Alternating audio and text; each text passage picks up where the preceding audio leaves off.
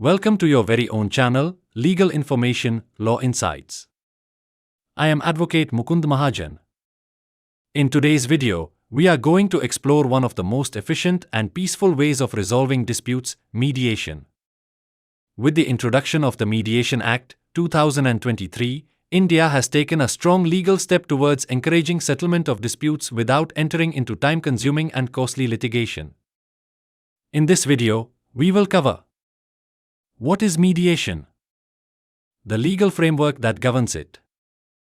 The types of disputes suitable for mediation.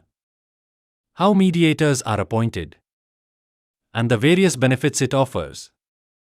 So, if you want to resolve disputes with less stress and more control, stay with me till the end. Part 1. What is mediation? Mediation is a voluntary, structured, and confidential method of dispute resolution where parties come together to resolve their conflict with the help of a neutral third party called a mediator. Let's understand each feature clearly. Voluntary nature. Both parties participate out of free will. No one is forced to mediate. This ensures that both sides are willing to resolve the issue. Neutral facilitator. The mediator is not a judge. He/she does not give a decision.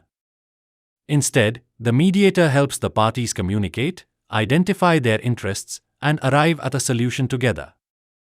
Confidential proceedings. Everything discussed during mediation is kept private. It cannot be revealed or used in court proceedings unless both parties agree. Party-controlled outcome. Unlike a court order, the solution comes from the parties themselves. This often results in better compliance and satisfaction. Mediation Act, 2023 update.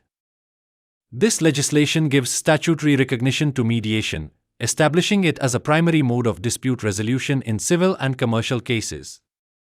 It also introduces time-bound processes and enforceability of settlements. Part 2. Legal framework governing mediation in India. Let's look at the key laws that support mediation. 1. The Mediation Act, 2023, enacted to make mediation more institutional, time-bound, and enforceable, which defines: who can become a mediator? What training and accreditation is required? How mediation institutions should function? Guidelines for cross-border mediation and disputes involving government entities. Makes mediated settlement agreements legally enforceable, like court decrees. 2. Arbitration and Conciliation Act, 1996, Part 3, Conciliation. While it refers to conciliation, many of the provisions overlap with mediation in practical usage. It is often used in commercial and contractual disputes, especially when international parties are involved. 3. Code of Civil Procedure, CPC, 1908, Section 89. This section empowers civil courts to refer disputes to alternative dispute resolution, ADR, methods such as mediation, arbitration, conciliation, or lok adalats before taking the case for a full trial. Courts can identify the nature of the dispute and recommend mediation if it seems appropriate. Part 3. Which cases are suitable for mediation? Mediation is not for every dispute, but it's highly effective in several types of civil and commercial cases. Let's look at the common categories. 1. Commercial disputes. Mediation is highly effective in resolving commercial disputes where time and confidentiality are crucial. Common issues include breach of contract, partnership disagreements, and disputes between shareholders or business vendors. Rather than engaging in lengthy litigation, businesses can opt for mediation to maintain ongoing relationships and reach mutually acceptable solutions. 2. Family and matrimonial disputes. Family and matrimonial matters often involve sensitive emotions and relationships.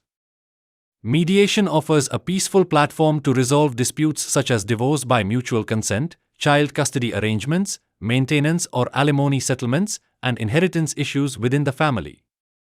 It helps avoid bitterness and ensures decisions are made with mutual understanding and concern for all parties involved. 3. Property disputes. Property disputes are among the most common civil conflicts in India.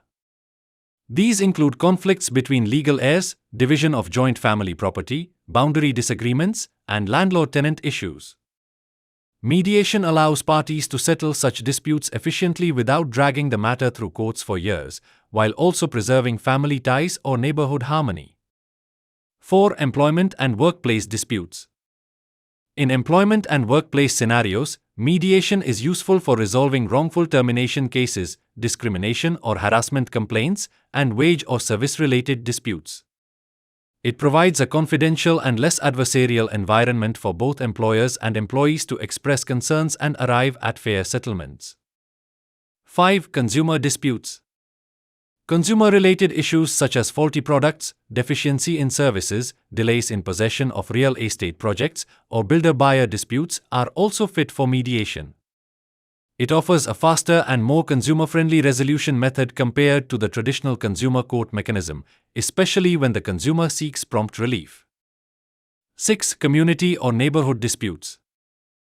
Disputes within residential societies or neighborhoods, such as noise disturbances, conflicts over parking or shared resources, and issues with maintenance or encroachments, can be resolved amicably through mediation. This method promotes dialogue and peaceful coexistence, preventing long-term hostility among residents. Important note: serious criminal offenses, cases involving public interest, or violence are generally not eligible for mediation. Part 4. How are mediators appointed? 1. Court-referred mediation, Section 89 CPC. When a dispute is already pending before a civil court, the judge has the discretion under Section 89 of the Code of Civil Procedure, CPC, 1908, to refer the matter for mediation. In such cases, the mediator is selected from a court-approved panel of trained and empaneled professionals. This approach ensures that parties have access to qualified and neutral mediators, helping to resolve the matter without a full-fledged trial. 2. Private mediation. In private mediation, the disputing parties are not required to approach the court. They can mutually appoint a mediator of their choice and begin the mediation process voluntarily. This method is often preferred in sensitive matters such as family settlements, business disagreements, or disputes where confidentiality and personal rapport with the mediator are important for effective resolution. 3. Institutional mediation. Institutional mediation involves mediation centers or organizations such as the India International Arbitration Center, IIAC, state-level mediation centers, and private bodies that specialize in ADR. These institutions maintain an official panel of accredited mediators and provide a structured environment, administrative support, and process management, making the process more organized and trustworthy. 4. Mediation under the Mediation Act, 2023. The Mediation Act, 2023, has revolutionized the system by laying down uniform rules for mediator appointment and conduct.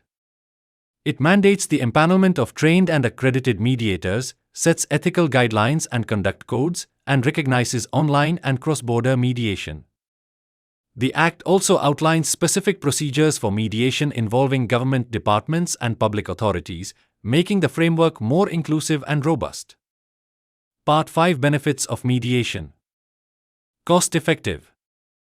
Mediation significantly reduces the overall cost of dispute resolution. It helps parties avoid high court fees, lawyer charges for multiple hearings, and other litigation-related expenses, making it an economical option for both individuals and businesses. Time saving. Mediation is a time-efficient method where disputes can often be settled within 60 to 90 days. In comparison to traditional court proceedings that can stretch over several years, this quick resolution is one of the biggest advantages of the mediation process. Relationship preserving. Because mediation is non-adversarial in nature, it fosters a cooperative atmosphere. This is especially important in disputes involving ongoing relationships, such as family members, business partners, or neighbors, where preserving mutual respect and goodwill is essential. Creative and flexible outcomes. Mediation allows parties to go beyond legal remedies and craft unique, interest-based solutions. These may include apologies, future cooperation, flexible payment terms, or non-monetary benefits, outcomes that courts typically cannot provide. legally binding and less stressful. Under the Mediation Act, 2023, a settlement reached in mediation is binding and enforceable like a court decree. Moreover, the process is informal, respectful, and far less intimidating than courtrooms, reducing emotional and mental stress for the parties involved. Conclusion: mediation is no longer an informal option, it is now a legally recognized, structured, and reliable way to resolve disputes in India. Whether you are a business owner facing a contract dispute, a family going through property division, or an individual dealing with workplace issues, mediation gives you control, saves time, and helps preserve relationships. With the Mediation Act, 2023, the Government of India has taken a major step toward reducing case backlog and encouraging out-of-court settlements. If you found this video helpful, please like, subscribe to my channel, Legal Information Law Insights, and share it with anyone who may benefit. Don't forget to press the bell icon so you never miss an update on important legal topics. Thanks for watching this video. I will meet you in the next video soon. Jai Hind. Jai Bharat.